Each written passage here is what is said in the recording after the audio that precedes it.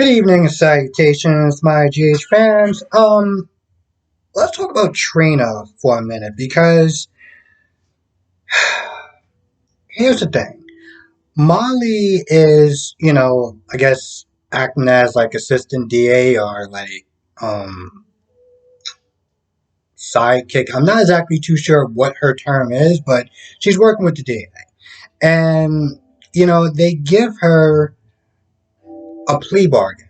And I was sitting there thinking in my head, I'm like, no. Why the hell is she gonna sit there and take a plea to something that she didn't do? It's gonna be on her permanent record. Now, what they do is they try to give her a bunch of scare tactics. I know Scott was sitting there trying to call it something else, but let's be honest, that's literally was a bunch of scare tactics. Saying that if she takes it, then she'll get time served, this, that, and the third. And Curtis hears this, and Curtis was like, "Yo, that's no guarantee." You know, she can sit there and take this deal, and the judge can sit there and still send her to prison, send her to jail as an example. Because every now and then they do like to do that. Um, Portia is not comfortable with the idea of her taking a plea deal, especially for something that she didn't do. Hell, even Jocelyn and Cam, when they came down there, Jocelyn was like, no, no, why should you sit there and take a plea deal for something that you didn't do?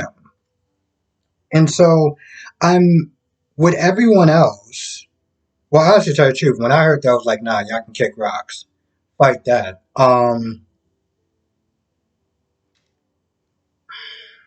Here's the thing.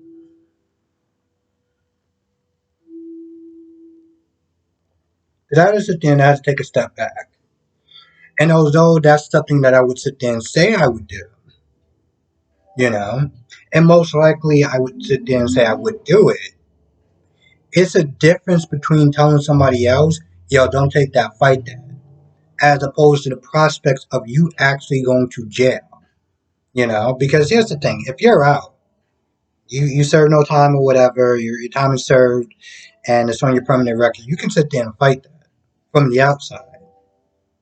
You can fight that from the outside. You could sit there and try to work with people to get that stuff overturned and go from there, moving forward. As opposed to you being in jail and just hoping and praying on the star that the people are on the outside that's not there trying to fight this case. Meanwhile, you got to sit there and deal with, you know, inmates and things of that nature. So I understand her hesitation as far as fighting it. Because if you sit there and you look at all the evidence, yeah, Scott says that there's a good chance that he can get her off. There's a good chance. But there's also evidence against her. I mean, physical evidence that was on her. And yeah, she could sit there and point the finger and say, Esme did it. Esme's pregnant.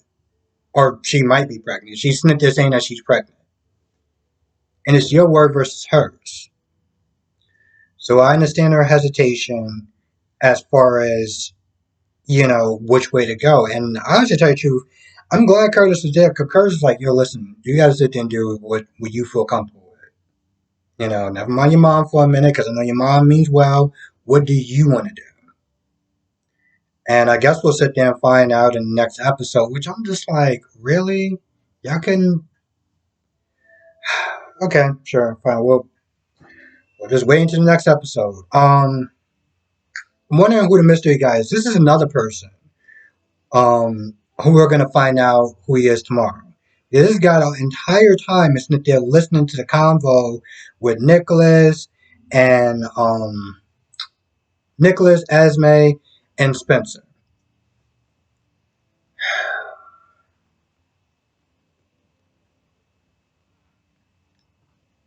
Now, I read the comments as far as my viewpoint of Sonny. I read the comments. Hell, I even actually watched Brock TV's video yesterday. And not gonna lie, when I watched it, I sat there, I was like, man, why does I feel like I'm in a parallel universe? I get that everyone was excited that Sonny was back to form. He was in mob mode, he was not there, being a boss and, um, putting Trina on, putting Esme on notice. Okay? I think that's all getting great. But I feel like within that level of emotions of having the quote unquote real Sonny back, I sit there and think about what it actually did. The only thing that it really did do was help Esme sell her case. And by the way, spoiler alerts, she's gonna be living in the mansion in the castle. So this way she can sit there and further her plan as far as breaking up at Ava and Nicholas. Because that's the only thing that Sonny wound up doing was making her more in a perfect position to play the victim. And it worked. And honestly, to tell you the truth, I felt like she couldn't have planned that any better as far as being kidnapped and everything. Because when you really think about it, what did Sonny do? Okay, so you tied her up.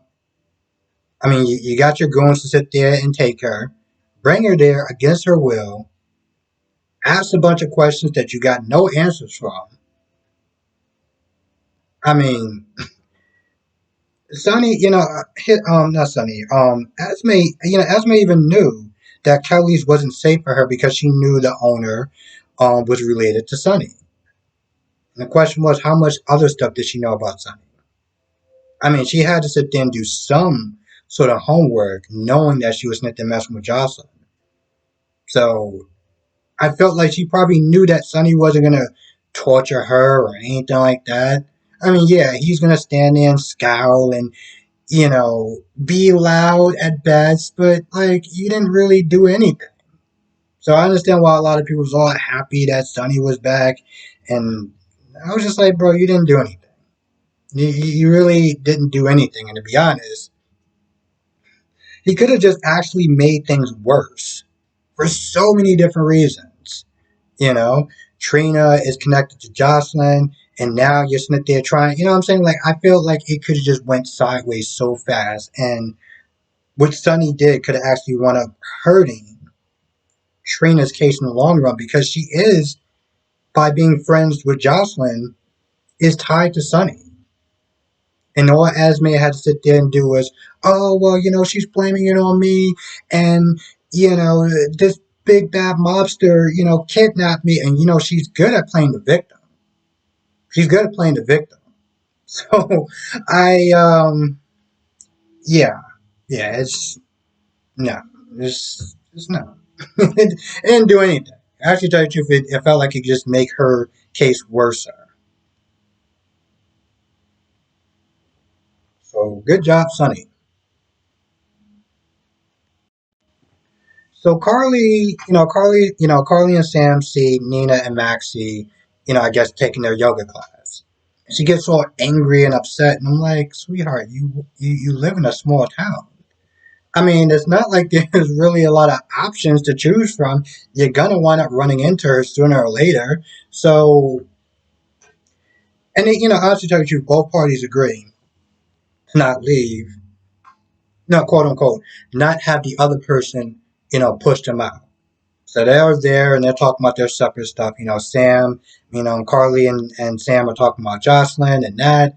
And Nina is not there talking to Maxie about her plotting with Harmony to try to, soften things out so this way she can see Riley. And Maxie's like, you do realize that's a bad idea, right? Like, for so many reasons, it could just go so wrong.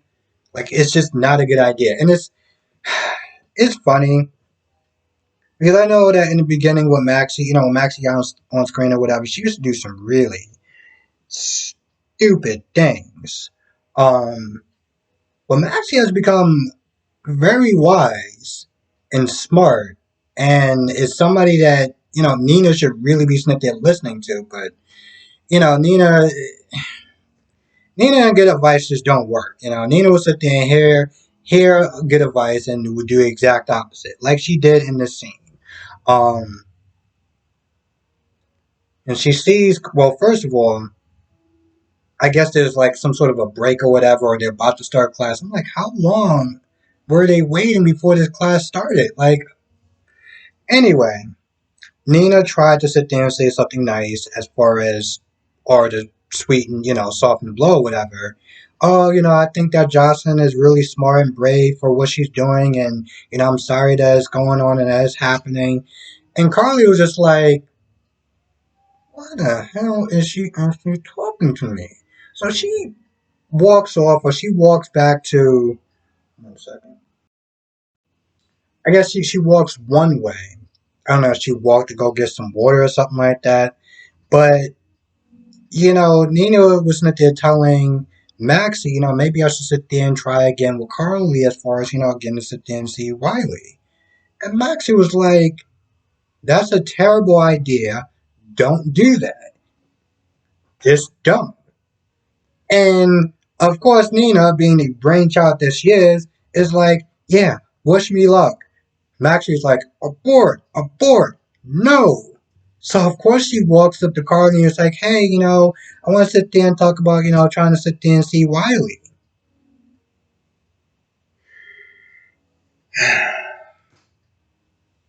I pause. I paused my computer.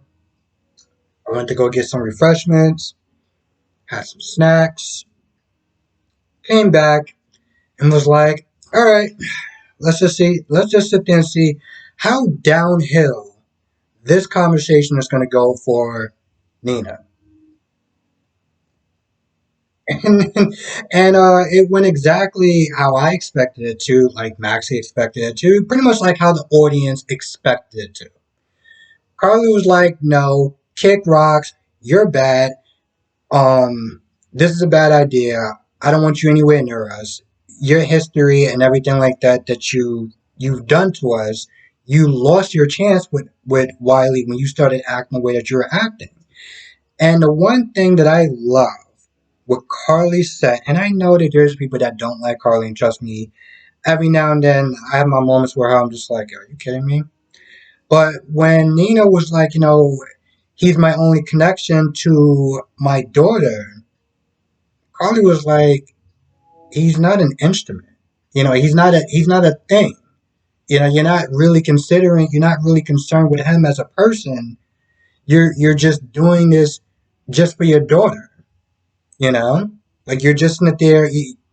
You care about more like it's a possession, like, oh, I need to sit there and have this connection with him, not because of who he is or, what's important for him. But no, no, no. This is more about you not grieving, you not dealing with your issues on a psychological level with now. And, Carly was like, he doesn't need that. On top of all the other mistakes that you've been making as far as telling Wiley that um Willow isn't, her, isn't his real mother and all the other things. So she shut that down quick. And when she said what she said, I was like, Carly's on point. Carly's on point. I know there's a lot of people that don't like Carly. I know there's one person in particular that doesn't like Carly, but I always sit there and try to look at situations like this. Even when I don't like someone, there is times when if somebody sits there and speaks truth, they speak fact, or they're on point about something, regardless how I feel about them as a person, I gotta acknowledge that, yo, they're 100% right. And Carly was 100% right. So at that point, I think Nina says something like, oh, well, I'm gonna sit there and I guess we're gonna try the court, the court option. Um, Now Harmony came to Alexis to kind of spitball her idea about batting for Nia. And of course, Alexa's like, no, this is a bad idea. You shouldn't do it. And of course, Harmony was like, yeah, okay. So I'm going to go do the exact same thing that you told me not to do. That's a bad idea. I'm going to do it anyway. So of course, um, she goes to see Willow and Michael. And she starts to try to petition for visitation of Nina. For visitation for Nina to sit there and see Wiley. And Michael was like, I'm sorry, what? They both look at her like, where, where's all this energy coming from? And, she tries to tread lightly and she's like, well, listen, instead of, being a custody case and stuff like that, and, you could sit there and control the terms and this, that, and the third. Well, not actually being an idiot, it's like, did Nina put you up to this?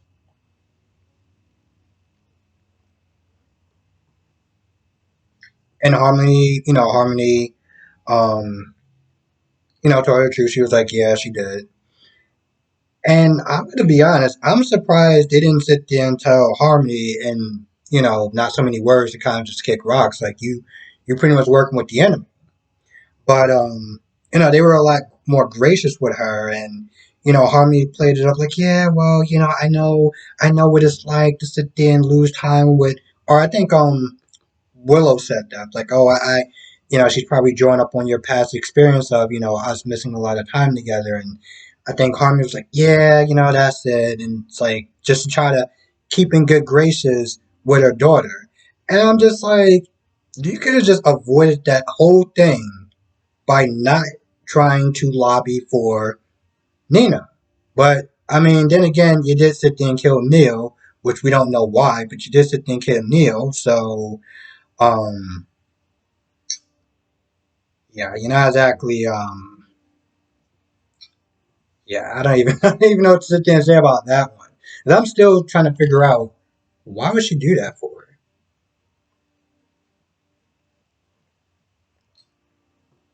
I mean, the question more is just motivation of why. I mean, to sit there and say that she isn't a good person and that she hasn't done things that's like worse, like as far as giving her daughter to Shiloh to do, you know, Lord knows what with, you know.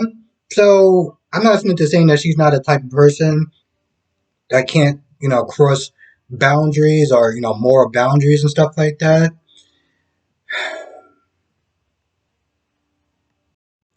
Now, one of the things that Diane was sit there and call to talk to Michael and Willow about was the assault charges and how that will affect, um, his case with Wiley as far as, if they had to sit there and battle in court with Nina.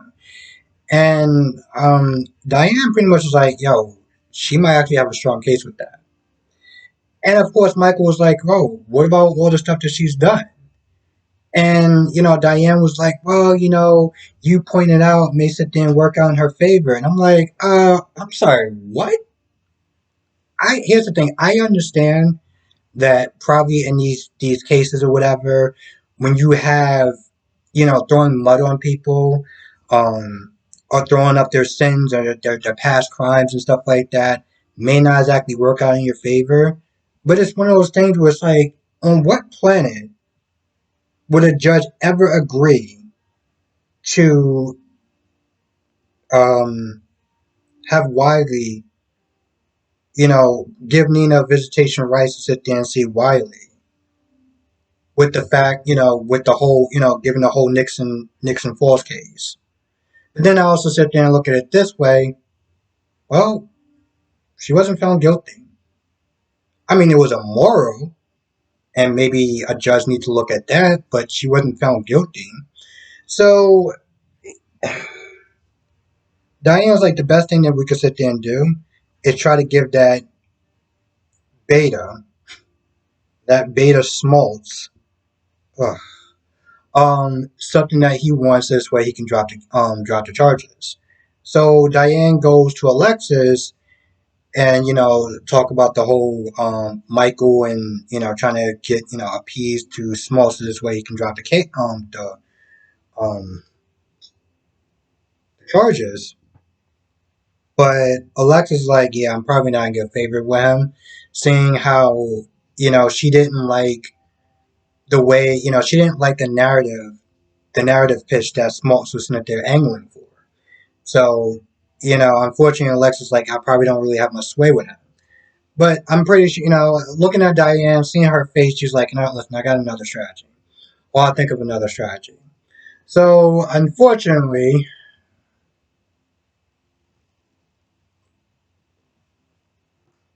We have to sit there and see that damn beta again. I know that they called him a weasel, but and a bottom feeder, and those are all very true. And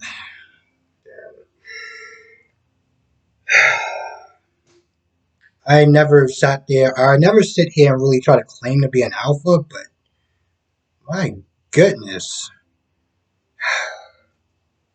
So unfortunately, we're gonna sit there and probably wind up having to see him again. So yay for that. Not to trying to think about if anything that I missed.